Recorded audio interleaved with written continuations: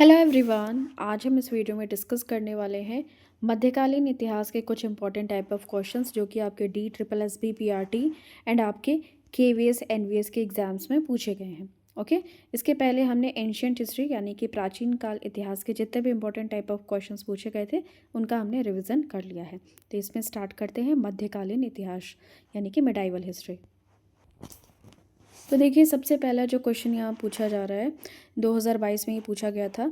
राजा जयपाल और मोहम्मद गजनी के बीच में जो पेशावर का युद्ध हुआ था ये कब लड़ा गया था? तो राजा जयपाल और मोहम्मद गजनी के बीच में जो पेशावर का युद्ध था ये 1001 ईस्वी में लड़ा गया था। ये DSSB PRT का क्वेश्चन 2022 का।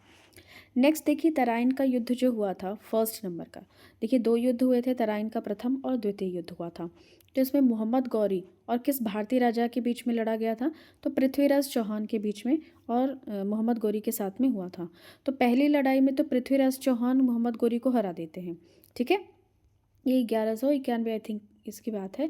फिर 1192 में भी होता है, तो पृथ्वीराज चौहान हार जाते हैं मोहम्मद गौरी से और मोहम्मद गौरी पृथ्वीराज चौहान को मार देते हैं, किल कर देते हैं।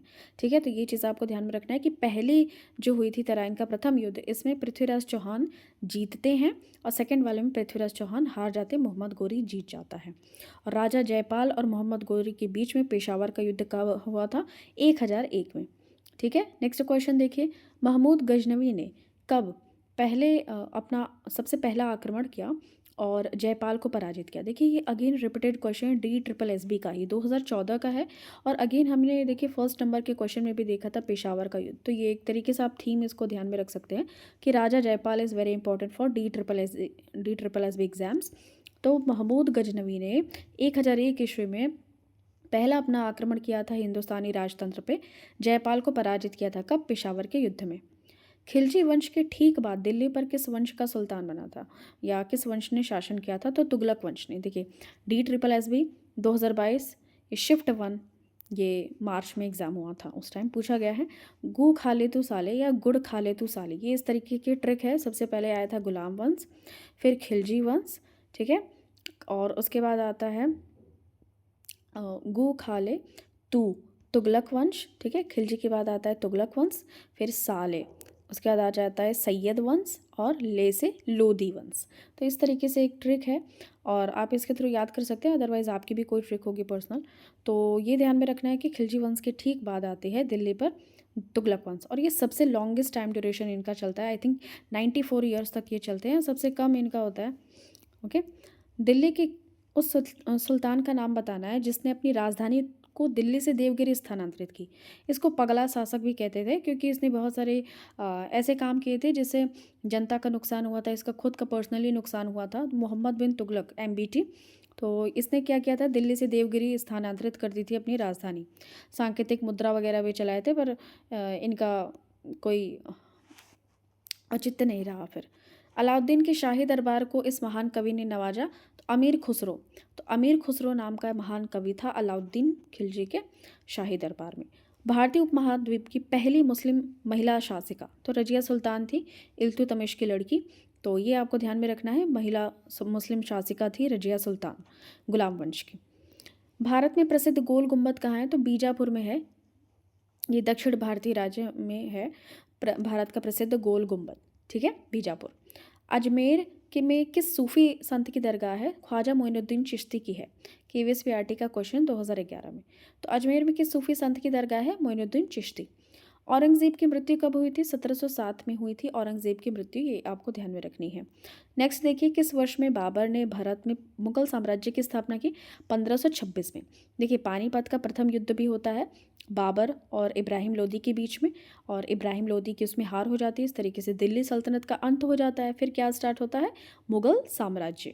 इसकी नींव किसने रखी? बाबर ने। कब रखी? 1526 में, पानीपत के प्रथम युद्ध में। चलिए हम नेक्स्ट क्वेश्चन की बात करते हैं। राणा अमर सिंह प्रथम और जहांगीर के बीच शांति संधि वर्ष किस वर्ष में हस्ताक्षरित की गई थी? तो राणा अमर सिंह और जहांगीर के बीच में शांति संधि 1615 में इसको हस्ताक्षरित या साइन की गई थी। ये देखिए, DSSB PRT का क्वेश्चन है। मुगल दरबार में सुलेखकों को प्रदान की जाने वाली स्वर्ण कलम उपाधि को क्या कहा जाता है? जारिन कलम। ठीक है, जार इन कलम केवीएस टीजीटी का क्वेश्चन है। तो मुगल दरबार के सुलेखकों मतलब जो अच्छी तरीके से लिखते थे, मतलब मस्त राइटिंग थी इनकी, तो प्रदान की जाने वाली स्वर्ण कलम उपाधि को क्या कहते थे? जार इन कलम। ठीक है। पानीपत की प्रथम लड़ाई किसके बीच में हुई थी? अभी हमने इसको बताया भी कि बाबर और इब्राहिम लोदी के बीच में पानीपत की प्रथम लड़ाई होती है। कब होती है? 1526 में। ठीक है। तो इसमें क्या होता है? इब्राहिम लोदी हार जाते हैं और बाबर क्या होता है? जीत जाता है। तो फिर क्या होता है? मुगल साम्राज्य की स्थापना हो जाती है। नेक्स्ट क्वेश्चन है, मुगल काल में चित्रकारी किसके शासनकाल में होती थी? ठीक है। तो जहांगीर के शासनकाल में होती थी। बहुत ही सुंदर इसके यहाँ पे चित्रकारी वगैरह होती थी। तो चित्रकारी वगैरह किसके शासनकाल में होती थी? जहांगीर के। ठीक है। जहांगीर किसका लड़का था? अकबर का लड़का था। ठीक है। अकबर का लड़का था जहांगीर, या इसको सलीम भी कहते हैं। ठीक है। अनारकली डिस्को चली, छोड़ छाड़ के अपनी सलीम की गली, तो वही हैं ये जहांगीर जी। और इनके काल में चित्रकारी होती थी और इन्होंने एक घंटा लगाया था।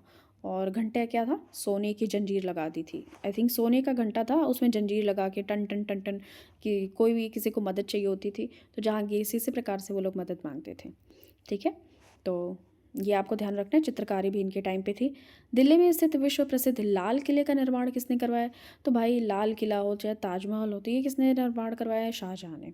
ठीक है। तो ये चीज़ आपको ध्यान में रखनी है। और ये भाई साहब ऐसे थे कि बनवाते भी थे और उनके हाथ भी काट देते थे जो भी बनाने वाले होते थे। तो शाहजहाँ का नाम आपको ध्यान में रखना है। विश्व प्रसिद्ध लाल किले का निर्माण शाहजहाँ ने करवाया था। शाहजहाँ किसका पुत्र था? जहांगीर का था।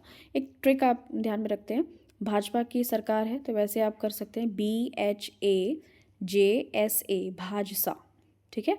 बी से हो जाएगा बाबर, H से हो जाएगा हुमायूं, A से हो जाएगा अकबर, J से जहांगीर, S से हो जाएगा शाहजहाँ, A से औरंगजेब। और औरंगजेब की मृत्यु कब हुई? अभी हमने इसको देखा था 1707 में। ठीक है। तो इस तरीके से भाजसा ट्रिक है, ये आप ध्यान में रख सकते हैं। तो इनका मुगल शासकों का क्रम भी आपको याद हो जाएगा अकबर तक, सॉरी औरंगजेब तक। अब देखिए अकबर ने एक धर्म भी स्थापित किया था, तो दीन इलाही इसको कहते हैं। सभी धर्म इसमें, ये सभी धर्मों के प्रति सहिष्णु व्यक्ति था अकबर, तो ये सभी धर्मों को सम्मान वगैरह देता था। तो दीन इलाही इन्होंने स्टार्ट किया था आई थिंक 1582 में। ठीक है। आप कमेंट सेक्शन बताइएगा एम आई राइट और रॉन्ग। फिर देखिए दिल्ली में जामा मस्जिद किसके द्वारा बनवाई गई थी? कुछ भी कारीगरी की गई है, बनवाई गई है चीज़ें शाहजहाँ के टाइम ड्यूरेशन में। और अगर चित्रकारी वगैरह की बात की जाए तो ये इनके पिताजी, कौन? सलीम जी। तो सलीम या उनको कह लेते हैं जहांगीर, उनके काल में बनाई गई थी चित्रकारी वगैरह। और ये बिल्डिंग वगैरह बनाने का शौक़ था उनके बेटे शाहजहाँ को। इन्होंने सोचा कि बाप हमारा चित्रकारी करता था तो हम उसको एकदम सामने मूर्त रूप से उतार देते हैं, चलो मतलब कि बिल्डिंग वगैरह बना देते हैं। ताजमहल बनवाया गया था किसके द्वारा? तो ये अगेन शाहजहाँ। बहुत ही इजी क्वेश्चन। अब देखिए शाहजहाँ के 4 पुत्र थे। ठीक है।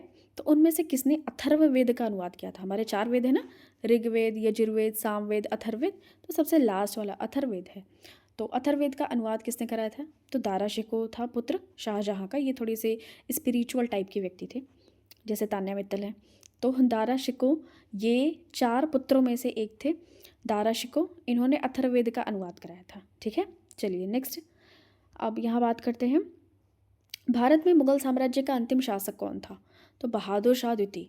इनकी हत्या कहाँ हुई थी या मरे कहाँ थे? हत्या नहीं, इनकी मृत्यु हुई थी रंगून में, क्योंकि इनको भेज दिया गया था। ठीक है।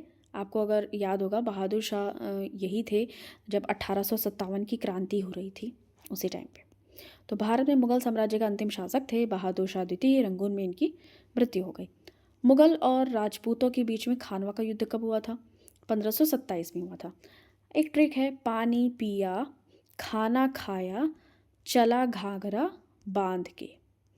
चला घाघरा, तो ये बाबर के कुछ युद्ध हैं। पानी से हो जाएगा 1526 में पानीपत का युद्ध। खाना से हो जाएगा पानी पिया तो खाना खाया। खाना खाया 1527 में, मतलब कि मुगलों और राजपूतों के बीच में खानवा का युद्ध हुआ था। खाना खाया तो 1527 में।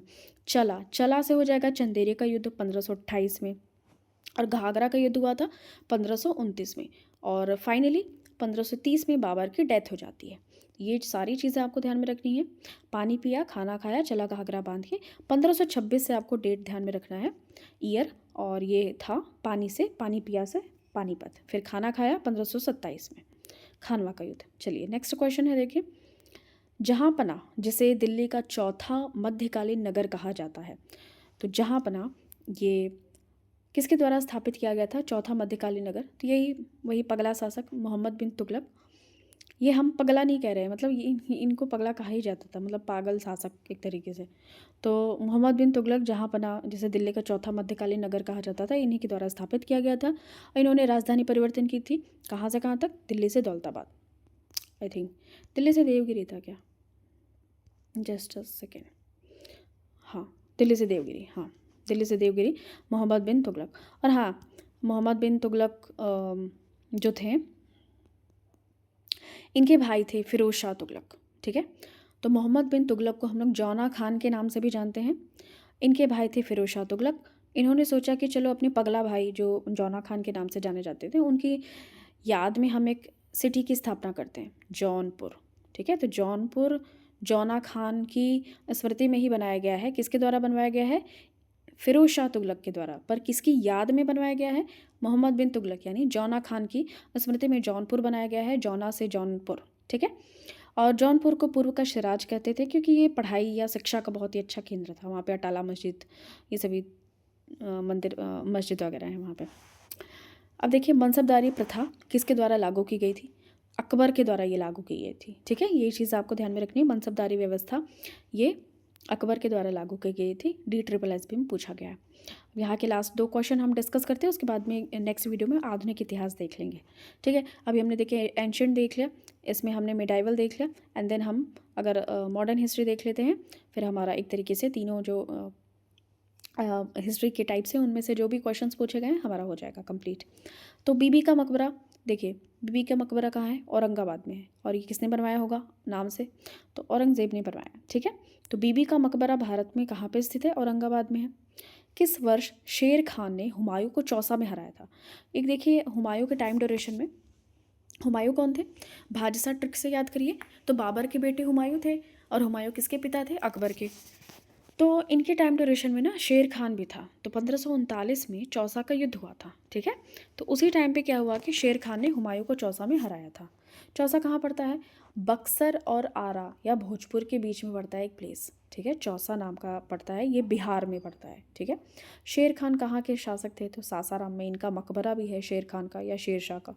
ठीक है, तो बचपन का नाम इनका फरीद था। ये बहुत स्टोरी है इनकी कि बचपन में इन्होंने एक शेर को मार दिया था, तो इनके जो मालिक थे इनका नाम शेर खान रख दिया, वरना इनका नाम फरीद था।